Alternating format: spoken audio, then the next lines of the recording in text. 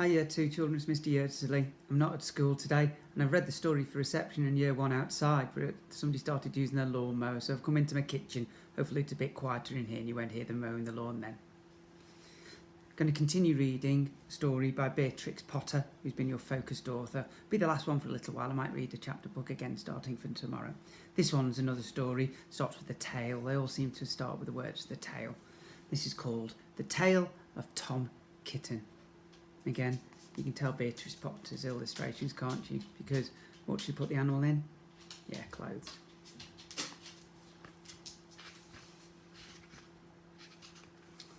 Once upon a time, there were 3 little kittens, and their names were Mittens, Tom Kitten, and Moppet.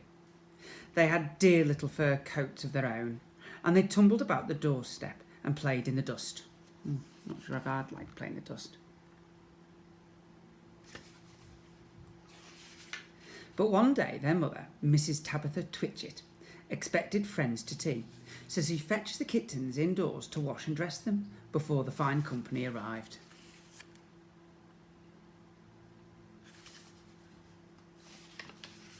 First, she scrubbed their faces. This one is Moppet. Then she brushed their fur. This one is Mittens. Then she combed their tails and whiskers. This one is Tom Kitten. Tom was very naughty and he scratched. Mrs Tabitha dressed Moppet and Mittens in clean pinafores and tuckers, and then she took all sorts of elegant, uncomfortable clothes out of a chest of drawers in order to dress up her son Thomas.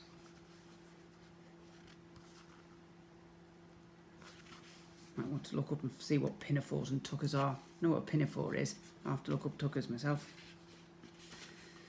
Tom Kitten was very fat and he had grown. Several buttons burst off and his mother had to sew them on again.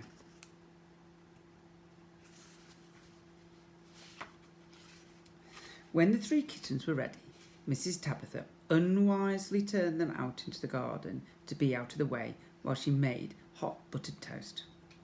Now keep your frocks clean, children. You must walk on your hind legs. Keep away from the dirty ash pit and from Sally Henny Penny and from the pigsty and the puddle ducks. They must be where they might get dirty. Moppet and Mittens walked down the garden path unsteadily. Presently they trod upon their pinafores and fell on their noses. When they stood up, there were several green smears. You ever had that? When you've fallen over on grass and got your clothes green a bit? Let us climb up the rockery and sit in the garden wall, said Moppet. They turned their pinafores back to front and went up with a skip and a jump. Moppet's white tucker fell down into the road.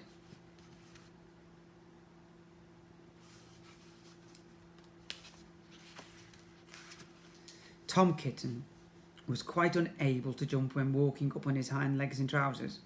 He came up the rockery by degrees, breaking the ferns and shredding buttons right and left. Well, what do you think they mean by came up by degrees?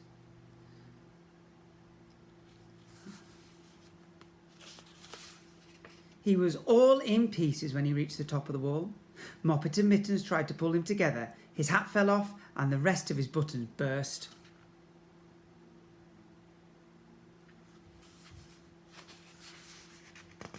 While they were in difficulties, there was a pit-pat, paddle-pat, and the 3 puddle ducks came along the hard, high road, marching one behind the other and doing the goose step, pit-pat, paddle-pat, pit-pat, paddle-pat.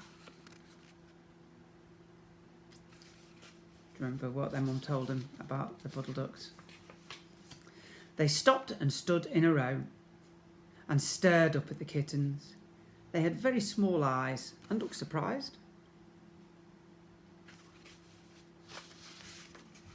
Then the 2 duck birds, Rebecca and Jemima Puddle Duck, picked up the hat and tucker and they put them on.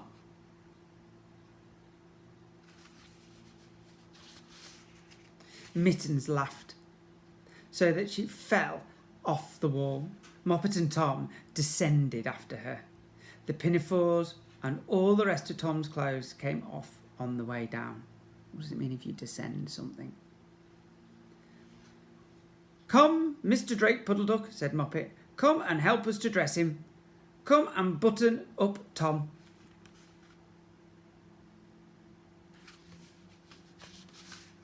Mr Drake Puddleduck advanced in a slow sideways manner and picked up the various articles.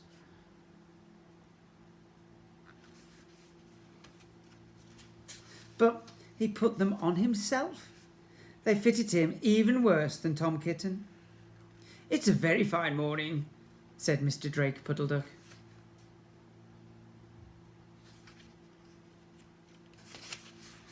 And he and Jemima and Rebecca Puddleduck set off up the road, keeping step, pit-pat, paddle-pat, pit-pat, paddle-pat, dressed in the clothes.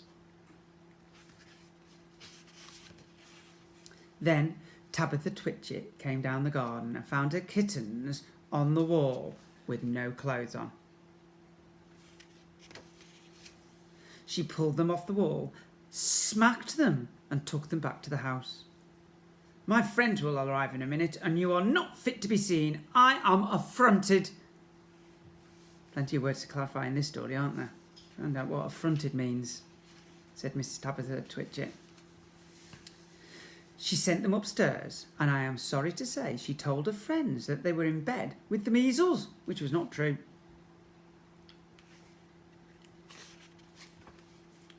Quite the contrary. The word contrary, what does it mean if you quite the contrary? They were not in bed, not in the least.